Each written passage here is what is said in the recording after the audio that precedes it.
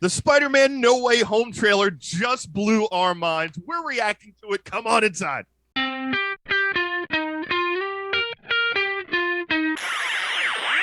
What's up, everybody? We are the Jersey Comic Crew, and today we're talking the Spider-Man No Way Home trailer. Guys, this trailer is fantastic. You know what? Here you go. Here's a little treat. It's going to be on the screen right here. You're going to hear some of it. This trailer blew our mind. Aside from getting more Marvel content, right? Seeing MJ and Peter talk like we see right over here, just talking and having that cute friendship, it's great. You know, we see Doctor Strange in this, and he's like, you know, you can't live both lives, Peter. You have to do this. A spell ensues, the world gets destroyed, and then now Spider-Man, I guess by the end of the movie, is going to have to make a decision. Does he stay with Spider-Man and be that, or does he choose to be Peter Parker? We know he's going to choose Spider-Man. We get some crazy appearances here. We see Doc Ock, right? We see a goblin bomb. There's so much crazy stuff that happens in this little trailer. All these Marvel fans are losing their mind. I'm losing my mind. It looks beautiful. I can't wait to see what happens next. Now, Chris, this dropped last night. We're recording this on Tuesday. This dropped Monday night, like right before I was going to bed. I grabbed my phone. I had to watch it. I'm at a loss for words at how much I enjoyed this trailer. Yeah, me too. And this is like a week after we just got that epic Eternals trailer too, which I thought was fantastic as well. But this just blew me away. I loved how it gave us kind of some stuff we were expecting, like Dr. Octopus at the end, which Alfred Molina looked fantastic. Yeah. Way more comic accurate with the jacket now and kind of updated. The Goblin Bomb I did not see coming. That was a big rumor. If I'm a huge fan of Willem Dafoe as the Goblin, as sure as many people our age are with those original Spider-Man movies. Yeah.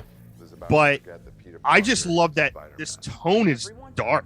Yes. This is a dark movie, right? We're watching interrogations. We're watching, Aunt May get interrogated, kind of losing everything in his life being threatened, literally turned upside down in more ways than one. And I kind of like, Rob, like we have this theory that we might be seeing a Tobey Maguire and Andrew Garfield or both in this movie. Exactly. I like this kind of hint action they've done with, we're getting kind of the Sinister Six, right? There's an electric pulse in the movie that seems like Electro, which we know Jamie Foxx is in. Or it could just be an electrical storm, because we just saw it on the screen. It was just like came from the clouds. It could be. I think it's Electro. And we see this giant sand monstrosity show up, which I think is Sandman. And I think there's a hint of Lizard in this. Like, I think we're getting a little Sinister Six action, but I also love that it seems like we're getting Toby. It seems like we're getting Andrew Garfield.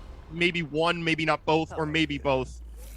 But I like that they didn't show it. Like, leave something for the movie. Leave something for us to be ultimately surprised about, ultimately happy about. What did you think of that aspect?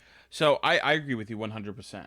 I'm glad that we didn't see them. There's already rumors online saying they were cut out of the trailer because Marvel likes to do that. And I'm fine with that. I'm also fine with them not being in the movie and just the villains from their world brought into this, right? Because me and Chris were talking off air about villains and heroes and stuff like that.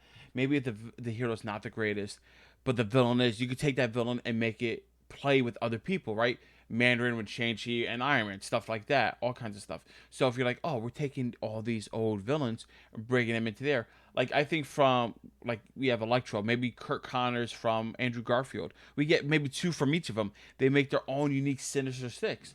Like, great. I think it'll be fantastic. I think it's going to be a lot of fun. Ultimately, the question becomes, like, will Spider-Man, like, tell people again, right? Like, at the end of this, the world's going to get fixed, right? So, like, maybe he'll be able to tell MJ. And also, there's theories that, like, I want to talk to you, Chris. Like, we see in the trailer that the world gets torn apart, right? Like, the universes, there's trains floating in each other, city is going in on itself, right? All this kind of crazy stuff, right? The world is breaking, the multiverse is happening, right? Does this coincide with WandaVision when she got her powers, right? In one part of the world, this happened, and then this happened, which caused Kang to not know what's going on because too many of these multiversal events happened at the same time. Maybe this is all in the span of the same time, and that's why Doctor Strange is working with Peter Parker, and then right after he helps Peter, he's like, oh, wait a minute, Wanda broke over here. like I have to deal with this. There's more work that I have to do to clean up this mess. I just fixed this pocket reality, but I have to do more work.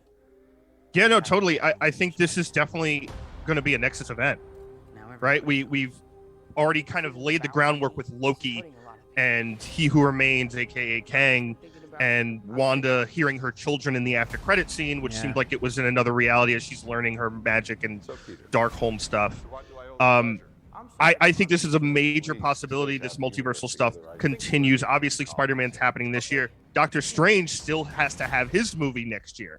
Yeah. So that's also a big question. Now, am I okay without seeing all the multiversal stuff where Tobey Maguire and Andrew Garfield come in and take over the movie? I don't want them to take over the movie. Tom Holland is Spider-Man. Everybody, it's Tom Holland. If it's a cameo, cool. If it's one fight scene, cool. Real quick, I don't know if we need them taking over this film. Real quick, when he said cameo on the screen, we just saw Wong travel through the portal. 100% that's Wong going to go fight in the tournament in Shang-Chi. I was thinking that too. I was thinking that's like, oh, that's a direct tie-in. But continue with your thought. I was absolutely thinking the same thing. I was like, oh, is that him going to fight in the tournament? Because he like took down Black Dwarf in Infinity War where he cuts his hand off. So they're like, hey, can you take care of Abomination?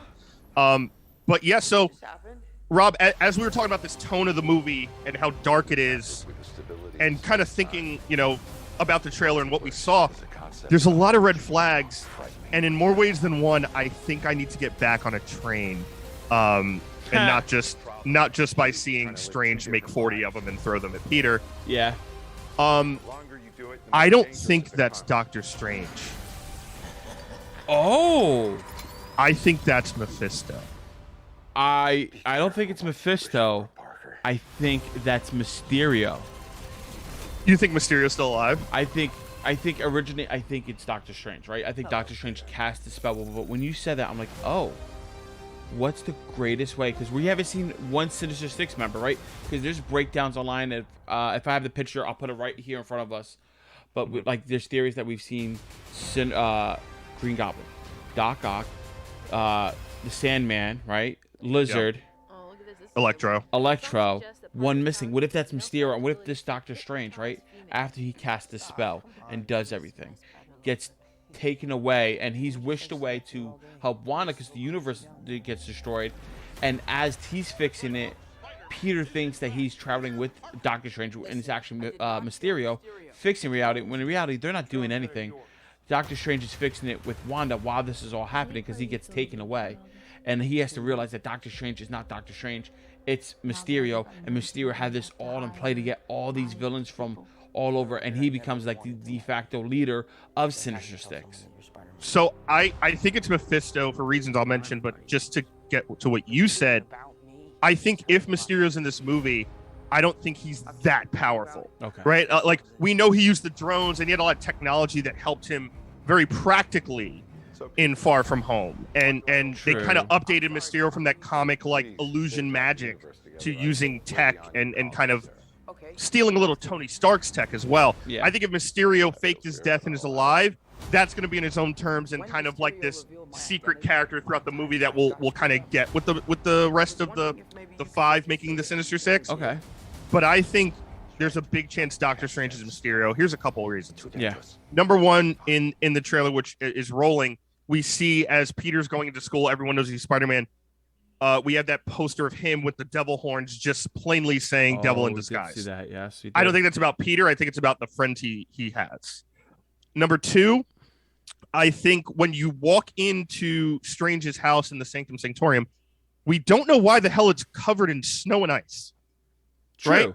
It's such a random occurrence that everyone kind of ignores. Yeah. And maybe because the plot line, to me, that is a symbol for hell is frozen over. Oh, look at this. This is a good one. And that's a stretch. And I'll tell you, also Dante's Inferno, the worst layer of hell is frozen over. The worst layer of hell is frozen over, and he's been able to breach onto Earth because of the multiversal incident.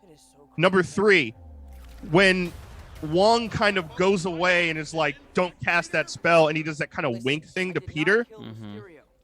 To me, that's not really a strange thing. Not as a strange thing, but a human Doctor Strange, like a Stephen Strange thing. Yeah. Strange is way more like, hey, no, I know more than you. Don't mess with this. Don't mess this up. I'm not doing this. This is stupid. Like, I don't think it's like, oh, he's getting cocky because of how he. A lot of people online are like, oh, maybe he's just cocky because he figured out Thanos and Endgame with the long game. I don't think so. I don't think Strange would just willy-nilly have a kid come in and be like, oh god, my life's just turned upside down, instead of like, dude, wait a year or two, I'm sure something else will happen, like the X-Men will show up and everyone will be talking about that. No one will give a crap about you anymore. So but looking at this, right, I definitely see the merit. You know, like his whole thing is frozen over. He throws fire, hell, frozen over. I see the themes that you're talking about here.